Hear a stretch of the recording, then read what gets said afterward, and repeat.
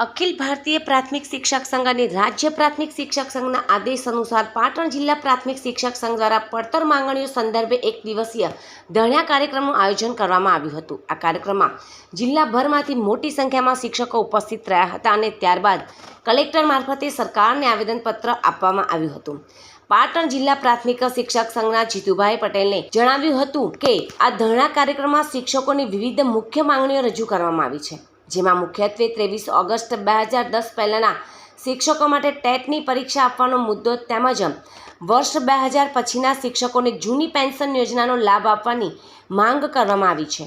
આ ઉપરાંત ટેટના મુખ્ય શિક્ષકોની નજીકની શાળામાં બદલી આપવા તેમજ બીઆરસી અને સીઆરસીના કુલિંગ પીરિયડ અંગે તેમજ બિન શૈક્ષણિક કામગીરીઓ સંદર્ભે પણ યોગ્ય નિર્ણય લેવાની રજૂઆત કરવામાં આવી છે।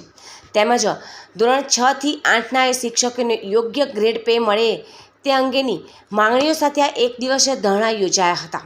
જીતુભાઈ પટેલે આગામી રણનીતિ અંગે માહિતી આપતા ઉમેર્યું હતું કે રાજ્યના તમામ જિલ્લાઓમાં આ પ્રકારના ધરણા કાર્યક્રમ પૂર્ણ થયા બાદ આગામી સમયમાં ગાંધીનગર ખાતે રાજ્ય કક્ષાનો ધરણા કાર્યક્રમ યોજવામાં આવશે, જેમાં રાજ્યના તમામ જિલ્લાઓમાંથી શિક્ષકો જોડાશે।